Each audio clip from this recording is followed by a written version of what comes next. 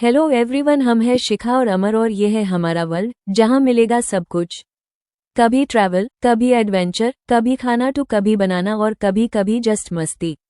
हर video एक नई कहानी, एक नई वाइब।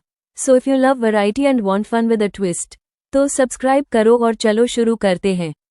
हेलो दोस्तों, welcome to our channel once again. Ujjain में हमारा पहला दिन बहुत ही अच्छे से बीता।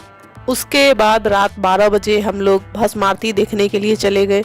भस्म आरती देखने के लिए महाकाल परिसर में आपको रात के 12 बजे ही जाना होगा। वहां आपके टिकट और आधार की जांच करने के बाद ही आपको एंट्री दी जाती है। जो सुबह के 4 बजे महाकाल की भस्म आरती आप देखने के बाद ही बाहर निकलेंगे। भस्म आरती देखना एक सौभाग्य की बात है और ये देखते वक्त आपको एक अविस्मरणीय एहसास की अनुभूति होगी। हमने तो ये एहसास अनुभव कर लिया है। आप कब आ रहे हैं? रात को भस्म आरती देखने जाने वाले लोगों के लिए मेरी ये सलाह है कि आप भी अपना फ़ोन रूम में ही छोड़कर जाए, क्योंकि वहाँ फ़ोन लेकर जाना अलाउड नहीं है। इसीलिए हमने कुछ शूट भी नहीं किया। भस्म आरती देखने के बाद सुबह 6 बजे हम लोग मंदिर परिसर से बाहर आ गए। होटल में कुछ देर आराम करने के बाद हम लोग फिर से दिन में महाकाल के दर्शन को आ गए हैं।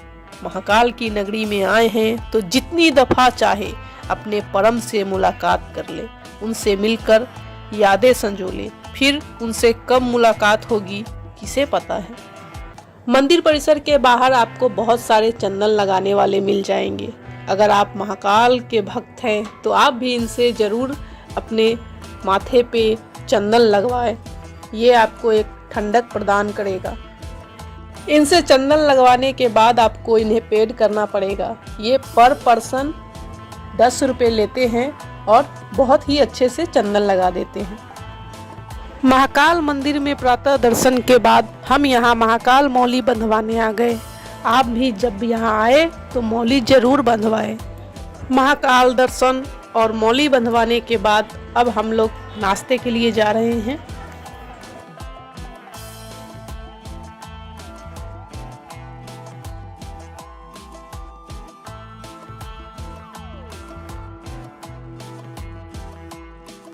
आज हम आपको लोकल में घुमाएंगे, जो कि महाकाल एरिया के आसपास में जितने भी मंदिर हैं वो सब हम लोग देखेंगे।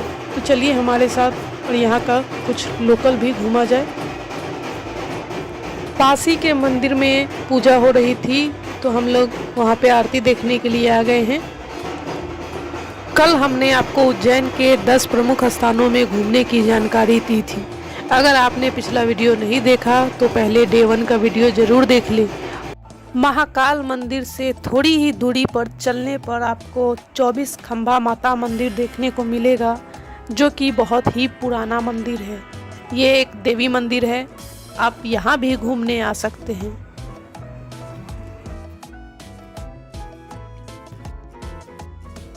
धूप बहुत तेज है तो घूमने के बाद हमने गन्ने का जूस पिया। यहाँ पास में ही एक होटल में जाकर हम दोपहर का कुछ खाना खाएंगे। तो हमने खाने में पनीर डोसा मंगवाया है। इसका भी टेस्ट मुझे पसंद नहीं आया। खाने के बाद हम फिर से महाकाल मंदिर कॉरिडोर में आ गए हैं। यहाँ आसपास घूमने के लिए आपको बार बार महाकाल मंदिर के पास से ही जाना पड़ेगा।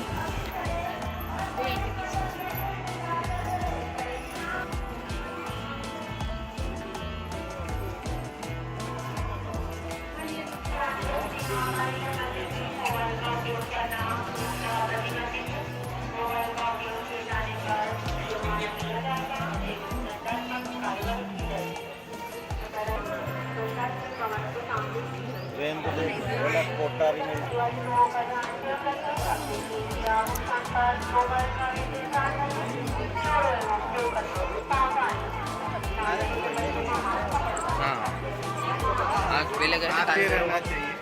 हाँ, आते रहना चाहिए।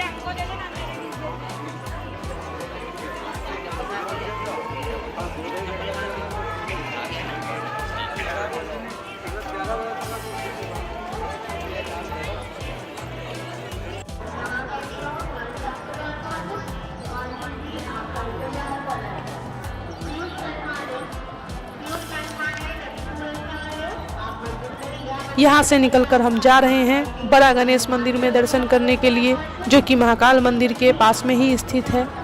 यहाँ पर स्थापित गणेश जी की प्रतिमा भारत की सबसे बड़ी गणेश प्रतिमाओं में से एक मानी जाती है। यह प्रतिमा 18 फीट ऊंची है।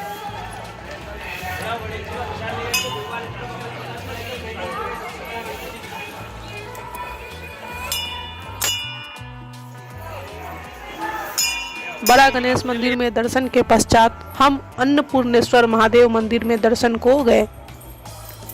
अन्नपूर्णेश्वर महादेव के दर्शन करने के पश्चात जब हम वहां से निकले तो वहीं पे सड़क किनारे यह विक्रम टीला भी स्थित है।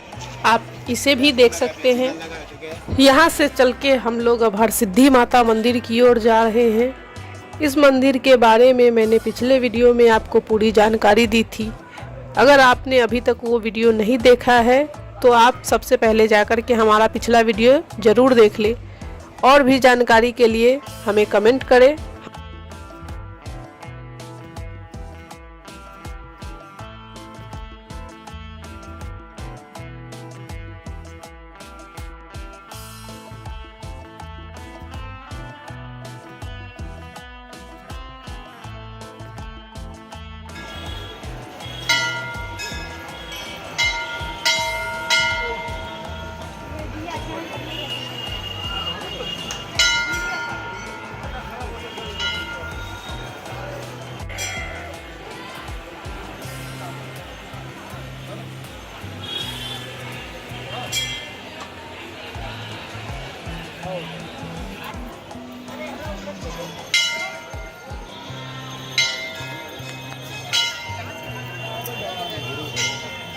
माँ के दर्शन के बाद हम फिर से वापस अपने होटल आ गए। धूप बहुत तेज़ थी तो सोचा अब थोड़ा आराम करने के बाद शाम को घूमने निकलेंगे। शाम को घूमने निकलने से पहले हमने कुछ खाने की सोची तो हम आ गए हैं आलू टिक्की खाने को। जैसा ये देखने में टेस्टी लग रहा था, जब मैंने इसे टेस्ट किया तो ये वैसा बिल्कुल भी नहीं था।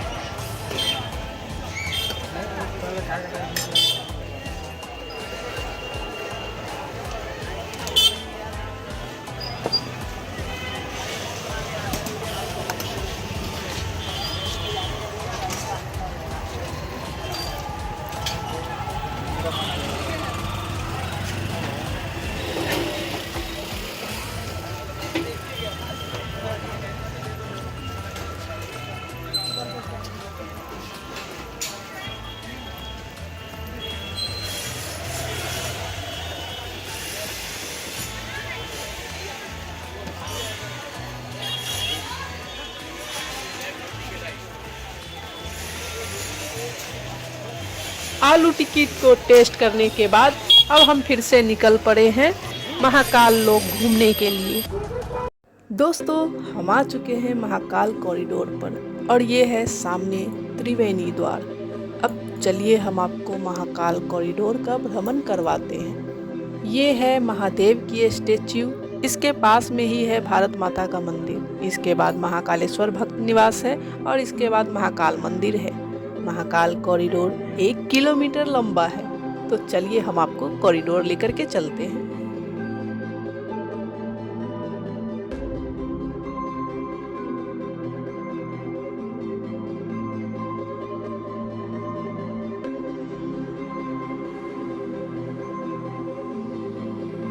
महाकाल लोक का उद्घाटन प्रधानमंत्री नरेंद्र मोदी द्वारा 11 अक्टूबर 2022 को किया गया था। यह परिसर भगवान शिव की महिमा, उनके विभिन्न स्वरूपों और पौराणिक कथाओं को आधुनिक वास्तुकला और शिल्प कला के माध्यम से दर्शाता है। महाकाल लोक परिसर में जाने के लिए प्रमुख 4 द्वार बनाए गए हैं, जिसमें पहला है नंदी द्वार। यह प्रमुख द्वार है जो त्रिवेणी संग्रहालय के पास स्थित है। यहाँ से प्रवेश करते ही आपको भगवान गणेश की विशाल प्रतिमा और नंदी की मूर्ति के दर्शन होंगे। महाकाल लोक परिसर का दूसरा जो द्वार है वो है पिनाकी द्वार। यह द्वार महाकाल लोक के आरंभिक बिंदु पर स्थित है और मुख्य रूप से उन भक्तों के लिए है जो सीधे मंदिर में प्रवेश करना चाहते हैं। इसी द्वार से हमने भी घूमना स्टार्ट किया है। तीसरा द्वार है शंख द्वार। जो कि गणेश मंदिर के सामने स्थित है। यह महाकाल लोक के पश्चिमी हिस्से का प्रवेश मार्ग है। और चौथा द्वार है नीलकंठ द्वार। यह द्वार बेगम बाग क्षेत्र से जुड़ा हुआ है। यह महाकाल लोक के दक्षिणी हिस्से में प्रवेश का मार्ग है। आप इन चारों द्वार से महाकाल लोक में प्रवेश कर सकते हैं। वैसे अभी यहाँ निर्माण कार्य चल ही रहा है, तो हो सकता है फ्यूचर में यहाँ 1 या 2 द्वार और भी बनाए जा सकते हैं। वैसे आपको पूरा महाकाल लोक घूमने में लगभग 1 घंटे का समय लग जाएगा। इस मंदिर परिसर में लगभग 108 स्तंभ है। रात के समय महाकाल लोक को देखने में तो और भी अच्छा लगता है। यहाँ जो प्रकाश और ध्वनि है वो देख के लगेगा कि ये सभी चीजें सजीव है। फ्रेंड्स, ये है नंदी द्वार और इधर है त्रिवेणी म्यूजियम और कमल पॉन्ड।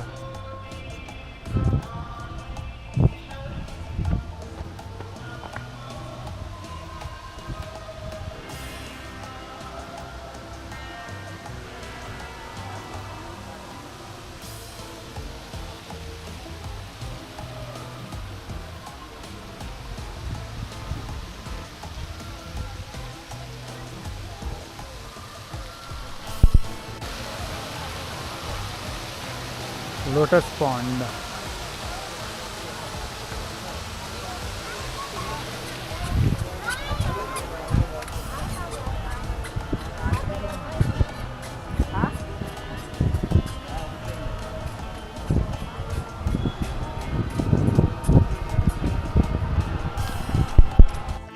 मंदिर कर्मचारी या मंदिर पुलिस चौकी को फौरन करें। सुरक्षा कर्मियों, मंदिर कर्मचारियों द्वारा समय समय पर दिए गए निर्देशों का एवं सूचना दंडात्मक कार्रवाई की जाएगी। दर्शनार्थियों से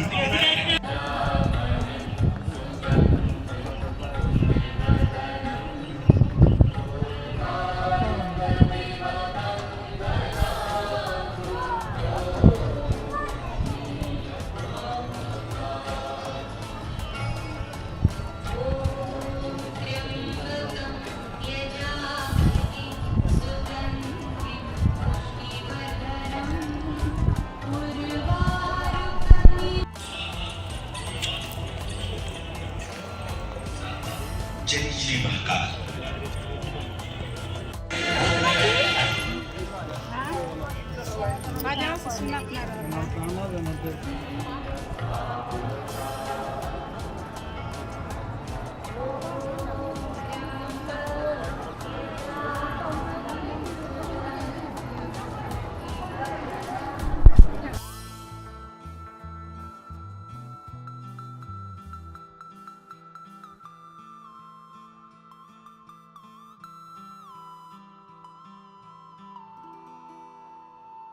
महाकाल लोक में दर्शन करने के बाद अब हम लोग शाम की आरती देखने के लिए राम घाट पे जा रहे हैं, जो कि महाकाल मंदिर से बस 10 मिनट की दूरी पे है। आप वहाँ पे पैदल जा सकते हैं। महाकाल लोक से निकल के हम लोग जब तक राम घाट पहुँचे तब तक वहाँ की आरती समाप्त होने को थी। हमने बस वहाँ की थोड़ी सी झलकियाँ देखी और हम बस आरती ले पाए। हम लोगों ने आरती मिस कर दिया। वैसे अगर आप उज्जैन जब जाते हैं तो आपको अगर राम घाट का आरती देखना है तो आप शाम के 6 बजे वहाँ ज़रूर पहुँच जाए। शाम को 6 बजे वहाँ संध्या आरती होती है। आप अगर 6 बजे वहाँ पहुँचते हैं तो आप संध्या आरती देख सकते हैं। ये आरती लगभग आधे घंटे की होती है। हम लोगों के पहुँचते पहुँचते आरती ख़त्म हो गई थी, तो हम लोगों ने वहाँ पे कुछ देर ऐसे ही बिताया। पास ही के शिव मंदिर में दर्शन किया और रात के 8 बजे से वहाँ भारत माता मंदिर में आरती होती है। हम लोग उस आरती में शामिल होने के लिए चले गए। आप जब भी उज्जैन आए तो आप भी भारत माता की मंदिर में आरती ज़रूर करने जाएं। रात को खाना खाने के लिए फिर से वही पराठे वाली गली में, जहाँ पे हमने फिर से वही अपना बाहुबली वाला पराठा ऑर्डर किया है। अगर आपने हमारा पिछला वीडियो नहीं देखा तो आपको पता नहीं होगा कि बाहुबली पराठा कहाँ पे मिलता है। तो आप पिछला वीडियो जा कर के देखें, आपको पता चल जाएगा कि बाहुबली पराठा कहाँ मिलता है। हमारा 2 दिन का ट्रिप उज्जैन में पूरा हो चुका है। अब हम अपने नेक्स्ट ट्रिप के लिए जा रहे हैं इंदौर। हम पहुंच गए हैं उज्जैन जंक्शन पे, जहां से हम इंदौर के लिए अपना ट्रेन लेंगे। दोस्तों, नेक्स्ट वीडियो में हम आपको इंदौर घुमाएंगे।